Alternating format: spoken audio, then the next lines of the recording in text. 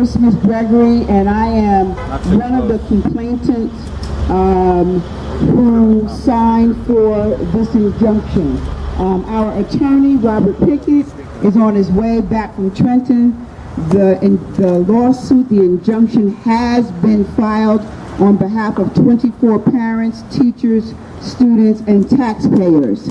And there has been, we are asking for an emergency hearing, and when he comes, he will be able to give you more details about the date. It will be later this week. Now, the lawsuit that was filed with the Commissioner of Education states the following. The superintendent of schools closed several schools to create charter schools.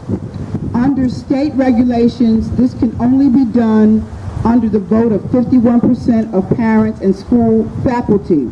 This was not done in the case of Bragaw, where we stand, Hawthorne Avenue, Madison Avenue, and Alexander Street.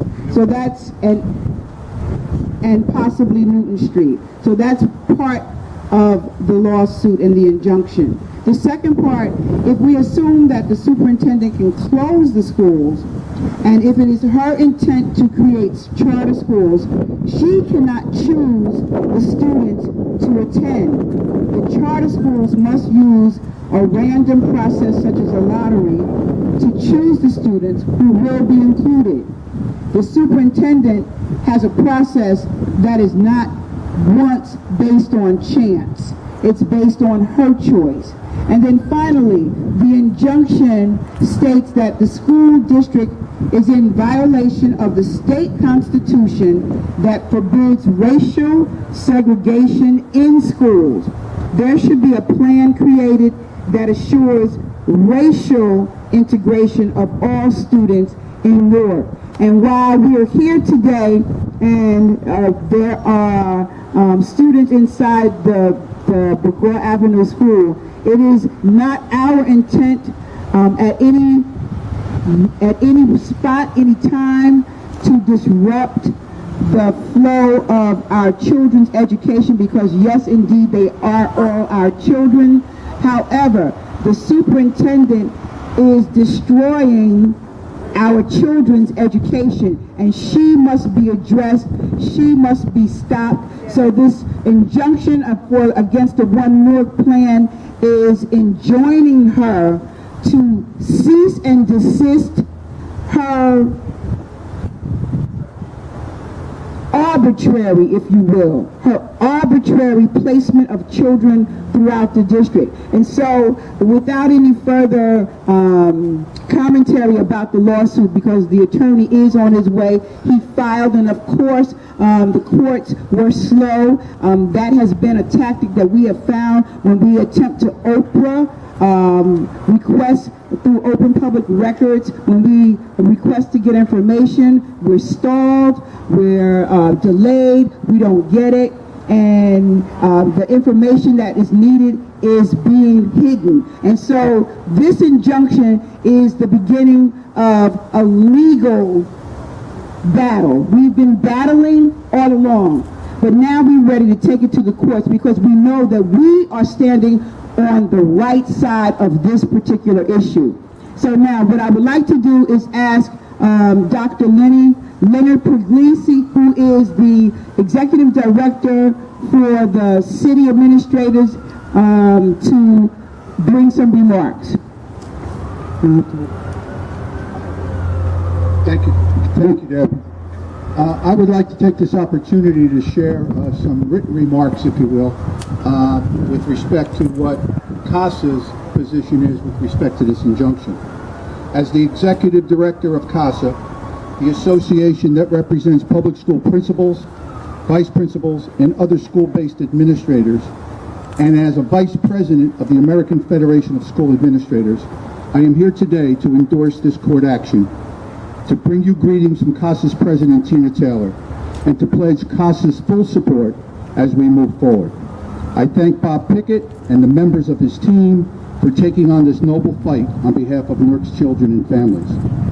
CASA believes the plan called One Newark is illegal and will only serve to continue to disrupt not only New Newark public schools, but will also disrupt the entire city of Newark by devastating families, neighborhoods, and communities. We do not need or want a disruption caused by shuttling young children around the city. We do not need or want the disruption caused by closing neighborhood schools. And we certainly don't need or want our children used as pawns in some political board game. And make no mistake about it, what we have here is a political issue with devastating educational implications. All children need, want, and deserve to be part of a stable community that watches over them and protects them. And this stable community is made up of their homes and families, their houses of worship, and their nearby neighborhood schools. A family to nourish and nurture them, a church or other house of worship that offers them spiritual guidance, and a strong nearby neighborhood school in the community with teachers, administrators, and staff members who know them and their families, who provide them with the academic and life skills needed to reach their full potential, and who will help them to become productive members of society. I ask each of you here today to think about these three sanctuaries in your communities when you were growing up. Your families, your churches, and your neighborhood schools. If we close our eyes, we can hear the church bells calling us to service. We can hear the school bell calling us to reading, writing, and arithmetic. And we can hear our mom's voice calling us to supper. Children in New York today deserve to hear these same reassuring, comforting, and loving calls. All of us agree our schools need to improve. Whether or not we need improvement is not the issue. The issue is, how do we improve them? It is our firm belief that resources should be allocated to neighborhood community public schools for programs and staffing needed to enhance the educational programs in these schools.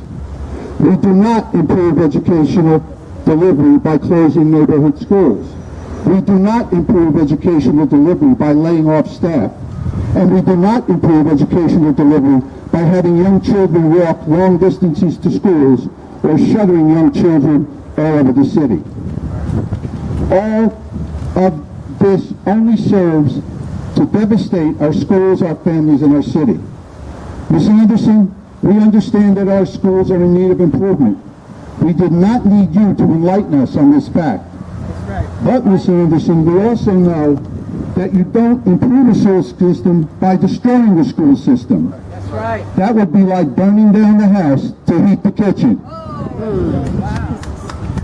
Mr. Pickett and members of his team, I'd like to make the commitment on behalf of CASA now that we stand behind you all the way till the end of this fight. We're there with you. Thank you. And so, standing in solidarity are the complainants. Those are the people that the press will hear from, but there are also community residents. The superintendent cannot divide us by saying that we're not parents, or we're not homeowners, or we're not part of the community. Our community is standing in solidarity. I would like to ask a parent who is a complainant to come forward, Mr. George Tillman, who has children within the New York Public School System.